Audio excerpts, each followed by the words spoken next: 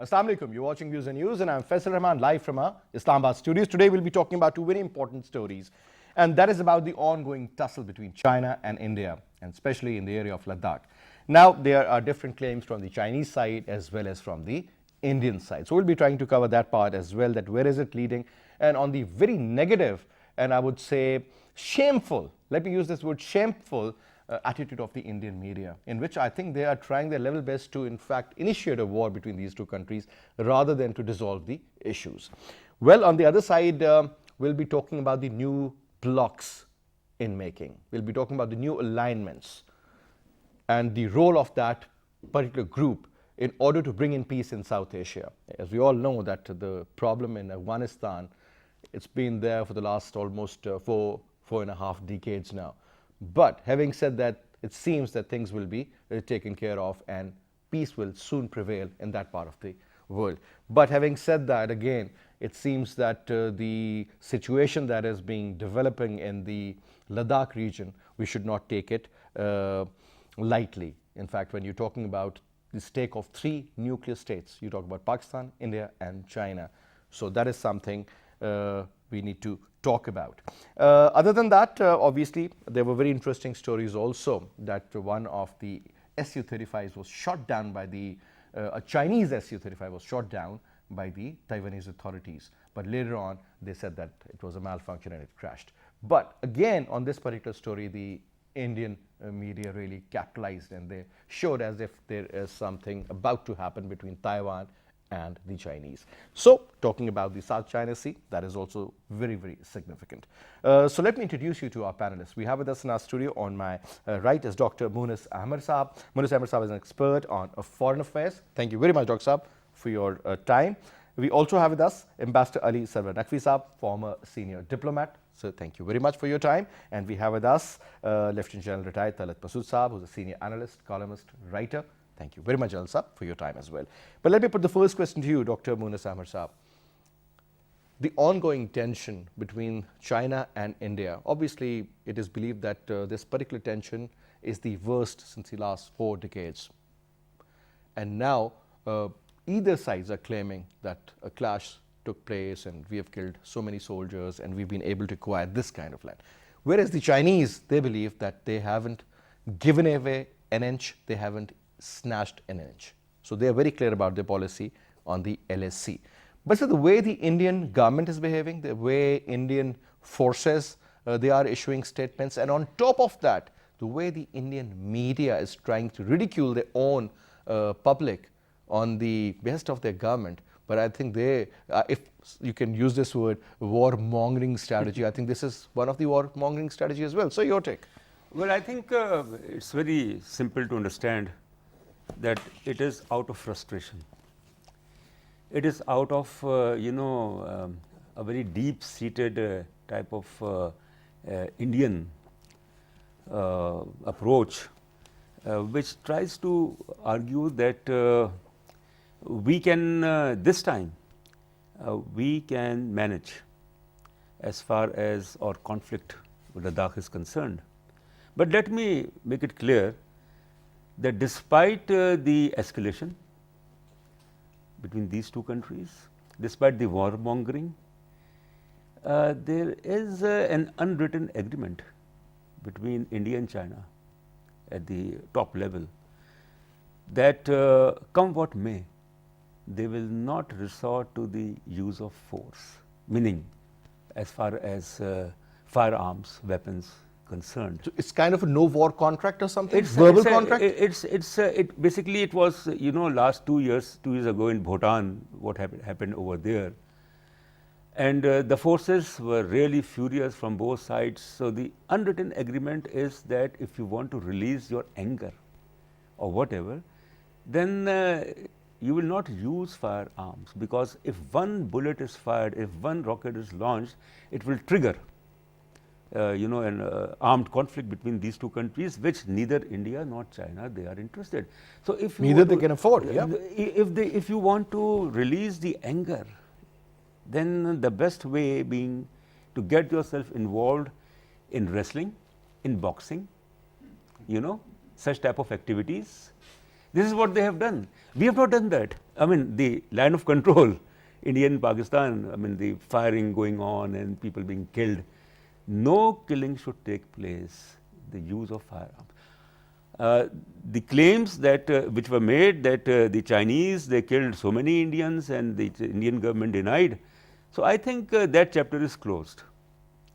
So there is certainly, I don't think even 10% or 15% chance of some sort of escalation of conflict, because both these countries, you know, on the one hand they have this conflict, on the other hand, as far as the economic relations are concerned, as far as the trade is concerned, it's going on $100 billion of. Yes, and they So, still plan to and increase China as India's largest trading partner, and these two countries, I think I would like to add here, have been very wise also. They are not irrational. China wouldn't like to enter into any sort of you know. it. Dr. Saab, I activity. still remember when the Chinese President Xi Jinping, he landed in India.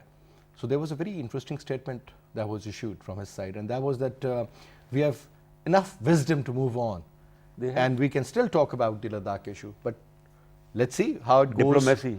Diplomacy. That's the name of absolutely. the art. So normally we have witnessed that the Chinese, they have never ever sort of, you know, been into a hostile posture. They've been very calm, very cool. Their statements are very calculated, especially when it comes to the Foreign Office. But so recently, it seems that enough is the actual statement, and if something happens from the Indian side, there's going to be a full-fledged response from the Chinese. That could trigger something in that part of the world as well. And at the same time, when you read about the American reports issued on this particular issue, it seems that the Indians are getting a lot of backing from the Far Eastern countries, as well as from the Australian side, and obviously a lot of backing from the Americans. So, Yeah, you see, you talked about the Chinese statement about wisdom and the old civilization, and I was reading in the other day. You see, I get the Chinese spokesman's transcript. I don't know how I knew the Chinese ambassador a long time ago. I still know him, but long time ago I mentioned that I would like to know what your pronouncements are. So that's I am on their mailing list. And the day that the you know, this is interesting that what I observed. The day that India applied the ban on about 300 Chinese apps, with, you know, all these apps that right China- after the conflict which took place in yeah, June. Yeah.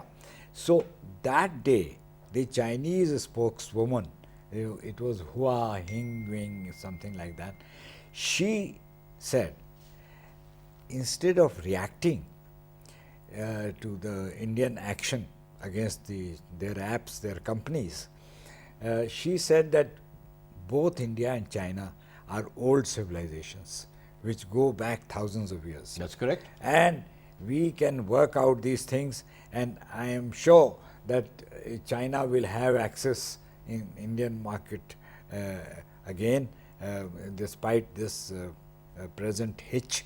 And there's a very, very low-key response and a very mature response. So this is in contrast to what you said about the Indian media. The Indian media is absolutely, you know, it is very belligerent, it is aggressive, and it is always warmongering. You are right. I have stopped going to the Indian channels because they used to be so obnoxious that I once told them that I can't talk to you because you people don't know how to talk.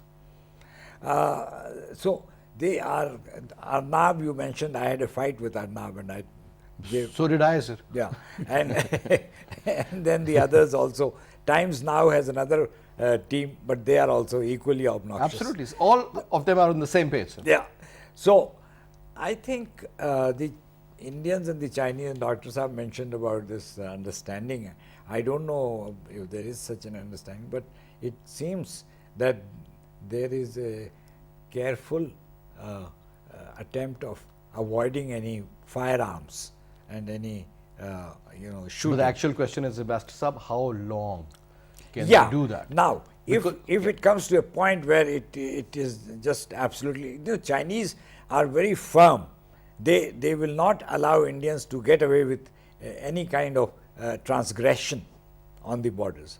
So, yeah, you are right. I mean, this is Right. something. Now, Jalsa, a couple of developments in the region. There was a story that was actually published in one of the American papers as well, and that was about the two strips to land the jets, primarily two landing strips. The Chinese have constructed within no time.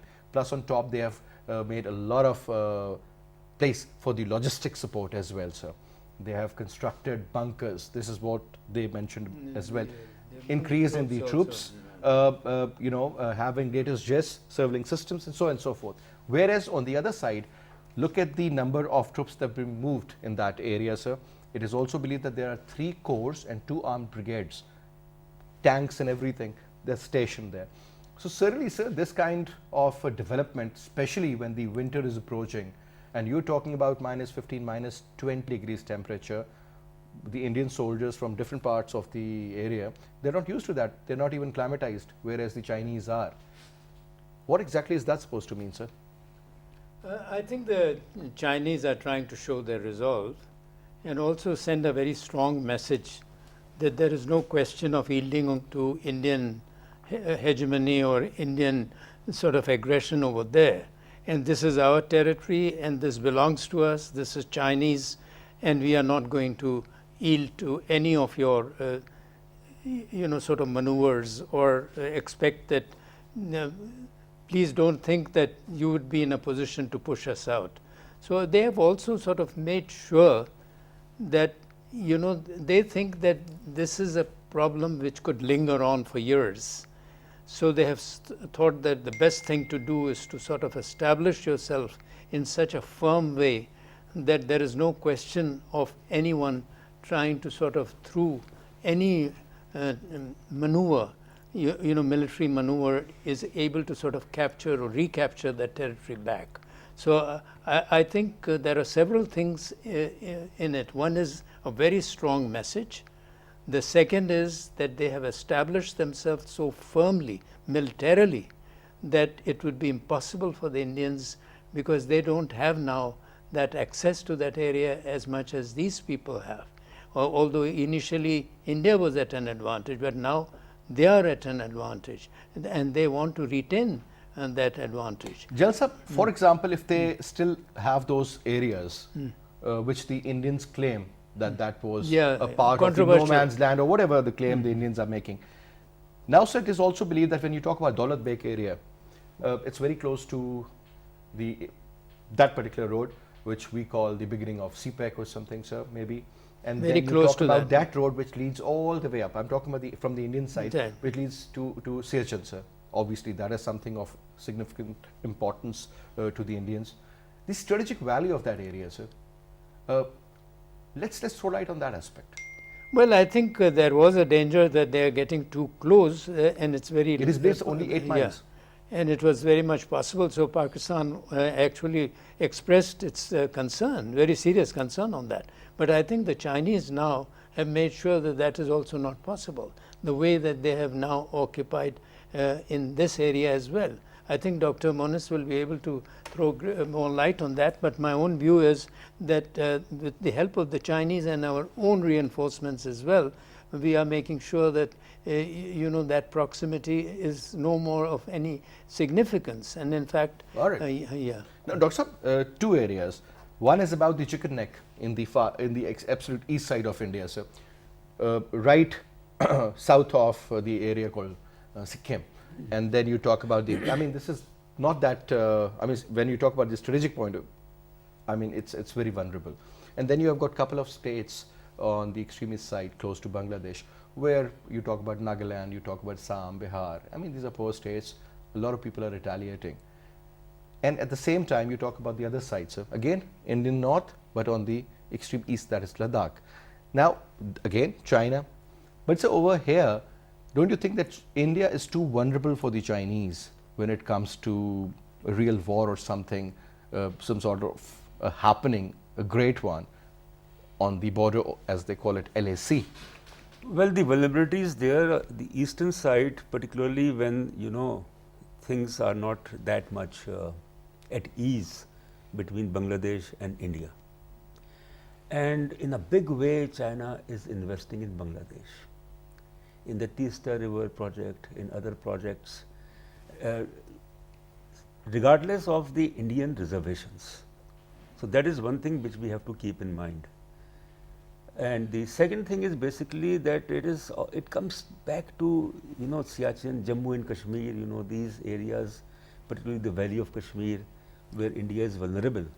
But I would like to refer to Ambassador Sarwar Naqvi's point, about there is something which is going on, what we call as revisiting policy of containment, Cold War, right? Containing the Soviet Union, Truman Doctrine, John Foster Dulles, all sorts of, you have to contain the Soviet Union, and then that policy has now changed, containment of China, Australia, India, Japan and United States. It all depends on, again I would like to reiterate here, the outcome of American elections, November 2020. Now Donald Trump, Chinese virus, he is attacking China all the way, absolutely. China bashing. So if the election results, November 2020 election results, are not favorable as far as Trump is concerned. So there are two scenarios: Trump wins or Trump loses. Yeah, you cannot have. I mean, So absolutely. Joe Biden versus Trump. I mean, do you think there's No, going to be a major change in their approach towards yeah, China? I think in case of Iran and in case of China, Democratic Party will be a bit cautious, right?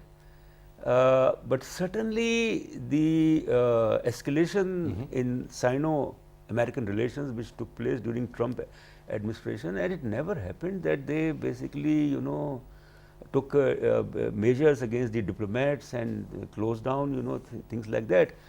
So if you have change of guard in White House, assuming, then certainly it will Some change in their absolutely policies. because Joe Biden, by the way, Democratic Party along with Kamala Harris, it's a team now, Yeah. president, vice president, and we have to monitor it.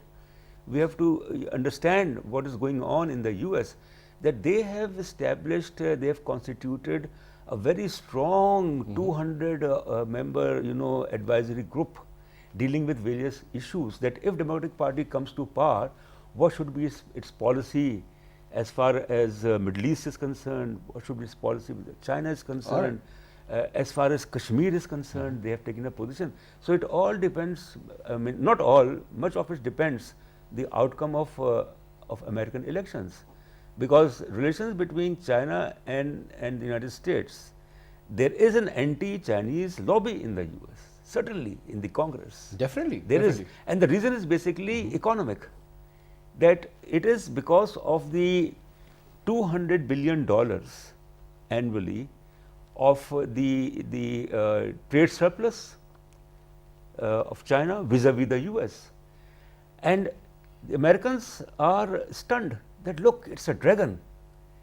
We encourage them. But this happened over a period of time. I mean, every other component 30 open door policy, Absolutely. open door policy, it benefited China, the opening of the American markets and exports and all that. No, absolutely. Now, Naqvi Saab, it seems, especially when you talk about the SCO and Pakistan being a permanent member, so is India, so is China, so is Russia, and a couple of other countries from the Central Asia, and then you talk about the member states. Now, this is a huge group.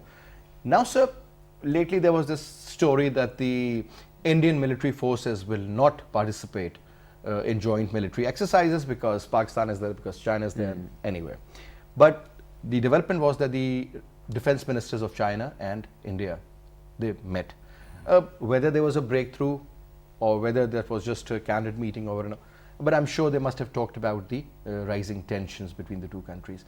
Now, sir, the role of SCO, that seems to be very, very important in resolving issues within the member states. What do you see Do you think, sir, some sort of a statement? Because we have seen the Russians are pretty quiet, yet they are still exporting the jets and the other military equipment and other assets to India. So is Israel, so is America. So where do you see Russia and their role, sir? You see, Faisal, there is a sea change in the diplomatic environment of the world, and that is that there are no fixed associations, no fixed groups, no fixed relationship. It is all in a flux. This is a feature of the 21st century. The 21st century has changed the entire picture of global politics. And then COVID has come, which has again sort of dealt a death blow to any kind of certainty or clarity. So in that context, yes, Russia will continue to export arms, and it will look at its own market for its military hardware, and in that context it will continue to do so. But that does not mean that Russia will not be open to others. Like with Pakistan, Russia has definitely taken a direction towards better relations and more cooperation. I have myself been to Moscow a number of times in the last 2 or 3 years because they invite me, and I met their think tanks, and I find that they are very, very receptive. So Russia is an old and established friend of India, but at the same time it is now opening up to Pakistan.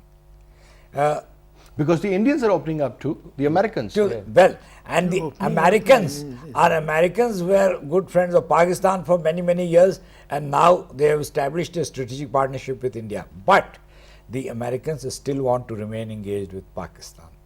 So it is crossing, the lines are blurred, and there is no fixed attachments of one country with the other. Therefore, in this, free play is the order of the day, and therefore I think it is an opportunity for Pakistan. We are not now boxed in any manner, and the Indians have always been very ambivalent. They have been, sometimes with this side or sometimes with that side. As they really capitalize well according to the situation, I would say, sir. As suits their interests, I mean, So I think it's a very changeable, dynamic environment. That Jalal Sahib, you're taking the same point, sir.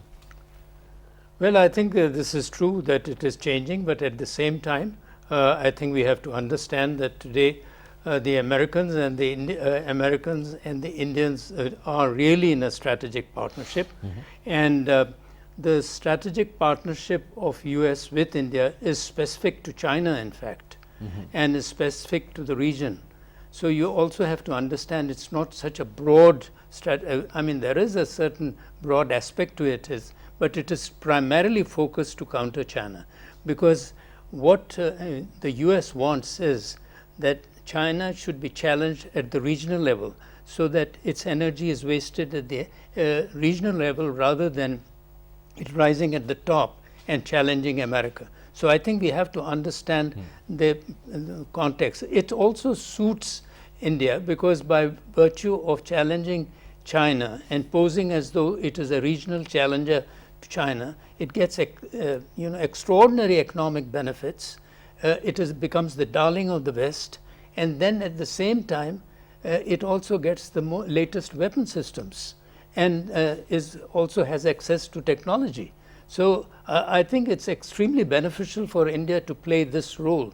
But and at the same time, what our very eminent panelists have just said, I would reinforce that. But at the same time, what happens is that India and China, actually today India's largest trade partner is China. Last year it was America. This year it is China, which is the largest trading partner.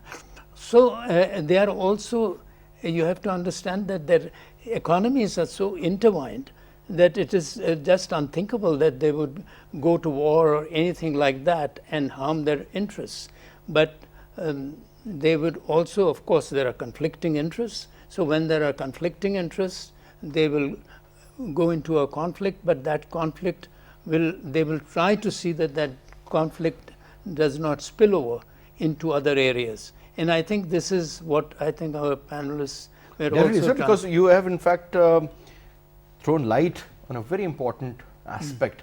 And now that leads to another question, and that is about the role of the pro-American countries in the region. I mean, we will definitely be talking about the Indo-Pacific alliance between the Indians and the Americans, and then they talk about the blue waters of the Indian Ocean. And according to one of the known Chinese philosophers, he said that whosoever controls the Indian Ocean controls the world. Alfred Mahan. Whether you talk about the movement regarding the trade, or you talk about oil, energy resources, I mean, look at the kind of consumptions the Japanese are having, or the South Koreans. These are developed nations. Now you talk about Vietnam, you talk about Cambodia, you talk about Laos, you talk about Japan, you talk about South Korea, you talk about Australia. These are the allies, Philippines for that matter, Taiwan. Now all these countries would not like that there should be some sort of a conflict in the region, especially when we talk about the South China Sea. But again, it seems that the Americans' presence is putting a lot of check on the Chinese. And recently there was the story that one of their aircraft entered into the Chinese space, and then the Chinese fired 2 rockets, 2 missiles basically. That was an impression or kind of a mindset shown to the other party. So that is something which is very confusing, sir. China has, I think, drawn red lines. You've crossed the red line, and recently it happened, in case of Taiwan, the Czech Republic. The Czech, the delegation went to Taiwan, and the Chinese, they strongly objected to. So the Chinese policy is very clear. To respond to your question, I think the encirclement theory, there is a paradigm shift. Earlier it was the Soviet Union, now it is China. But can it work? Because the Chinese, they have realized the last war which China fought was against Vietnam in January 1979. And since then, they have not militarily, I mean, they attacked attacked Vietnam, and then they withdrew. They have learned the lesson that if you want to be at the helm of affairs, if you want to be an economic superpower, then you will be, country cannot afford to. The Chinese have been very smart. The Indians have not been smart. They are reckless. The Chinese are not reckless. India is reckless in case of Pakistan, but India cannot afford to be reckless in case of China. So again, I would say that there is an unwritten type of an agreement between these 2 countries, that they may have their territorial issues, that in 1962 what had happened, and then Rajiv Gandhi's time, when Rajiv Gandhi visited China, and the thaw in the Sino-Indian relations. So we have to take into account all these things, but my suspicion is that in case of the, you have the Pacific region, the Indo-Pacific region, and how the American, this 7th Fleet is still there. The Indian naval ambitions, Indian Ocean we have talked about, but the Chinese, they have tried to bypass it through CPEC. That they will not be dependent as far as the Strait of Malacca is concerned.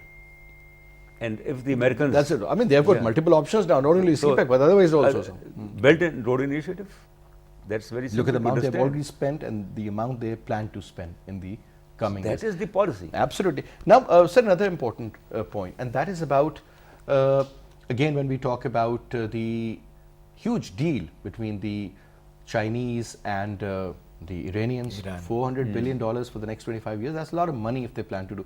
And you're talking about infrastructure versus what they want is oil and gas, energy primarily. Via Pakistan or otherwise, that's a separate chapter. But sir, and again, the changing environment in the Middle East. Now, so that is also very, very important. And obviously, when we talk about the Indian influence, that has increased over a period of time, whether we admit it or we don't. It has.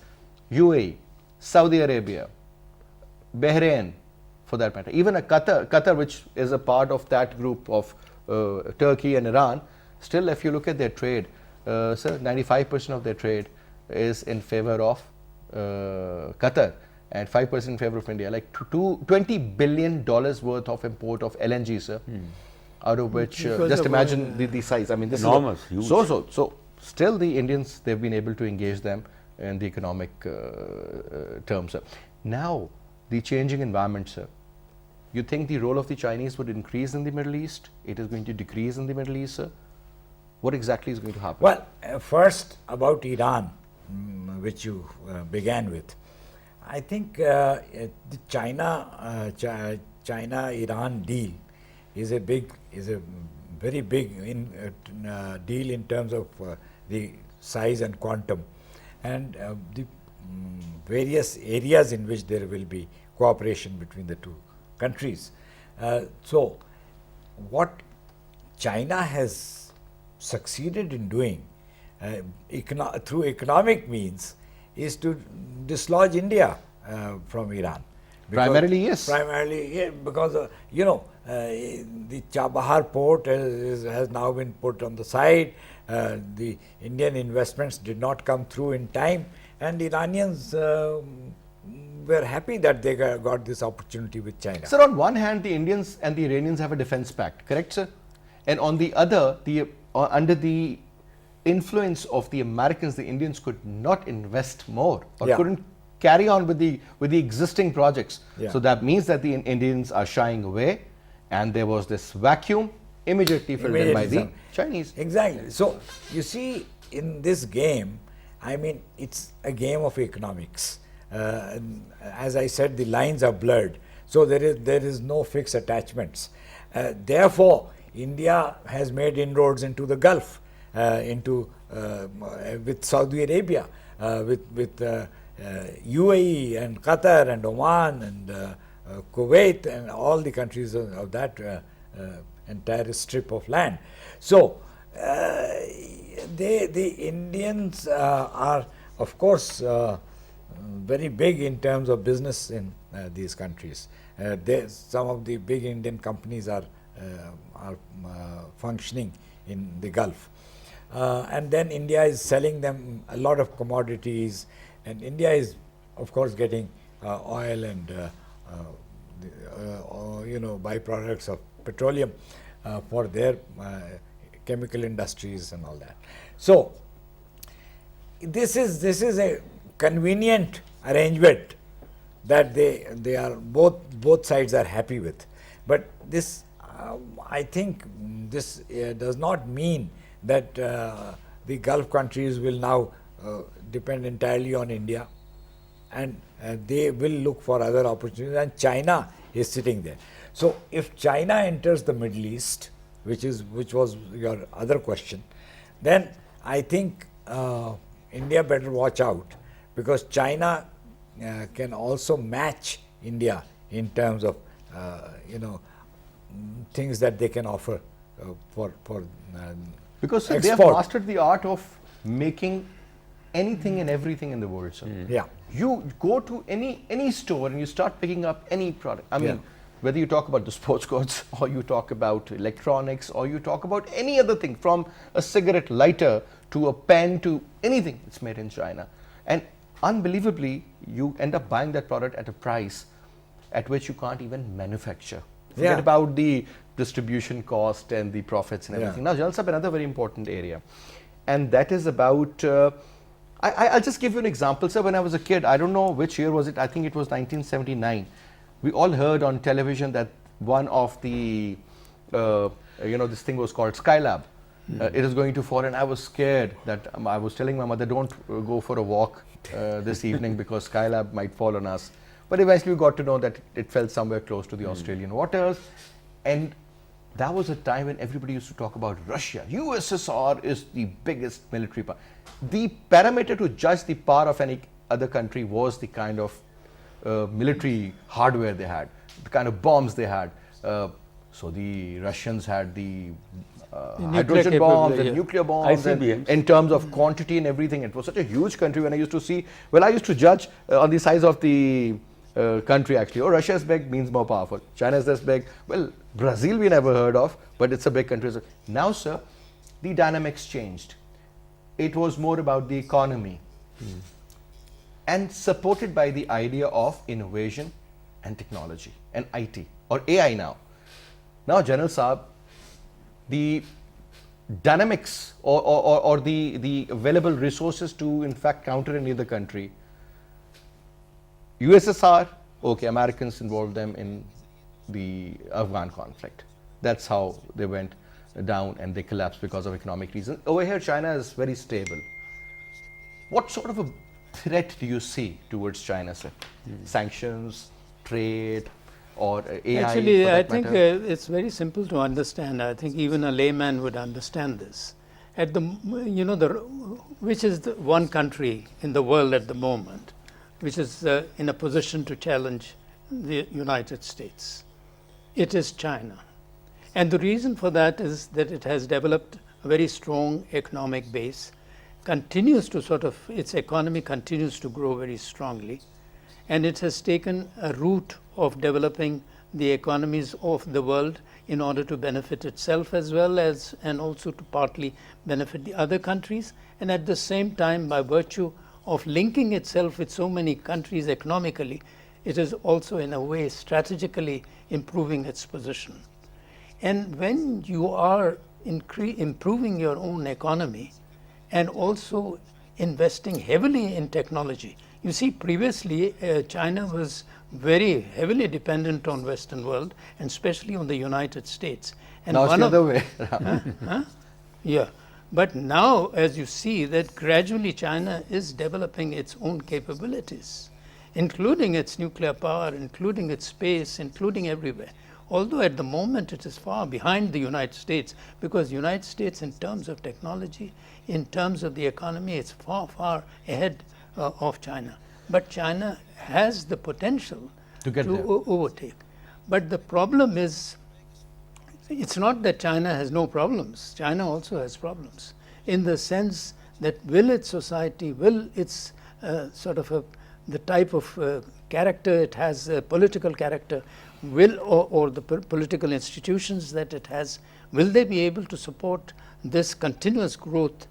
Because at least there is this general wisdom that it is only the democratic countries, but China has proved it wrong in the sense that it has said that even if you have a very sort of a centralized autocratic system, you can still progress and threaten the democratic Marxist and communist point of view. Yeah. So I have a feeling that Chinese, being so wise as they are, what they are doing is that they are taking their own time. They are not trying to tell the Americans that we are much ahead of you in our weapon systems or that we are going to be very aggressive about anything. What we want is to live and let live. But the Americans think that the Chinese economy has grown so fast, and we have given them certain, been very sort of easy with them in terms of allowing them to sort of send their exports to a point where they have exploited our system. So I think they are tightening their system in order to restrict the growth of China's economy. But despite that, worldwide, if today there was any country which had progressed economically, it was China. And China's progress, you may be knowing that even in this present conditions, They're still having a positive growth rate, sir. growth rate, I think it was, I don't know, Dr. Saab, if I'm not wrong, it was about 3 to 5% or something. Yeah, post-pandemic, there's an assumption Yeah. that it And will because they increase overcame to- all the issues in such Yeah. a short time. I mean, brilliant executors, I would say, And sir. the way that they lifted the poor people, that is remarkable. You see, Within that such is a small time Yeah, span, yeah. sir. So it is their determination, their sort of Normally, Jan sir, yeah. the kind of Motivation of- progress which 2 to 3 generations see, yeah. they have done it in one generation, Yeah, sir. yeah. Yeah. I mean, if you look at it, because you know, I have even in this very forum, I have mentioned that I've been going to China since 1966, and there was only one hotel in China, in Beijing, and that was the Beijing hotel. So you can see how China has transformed itself.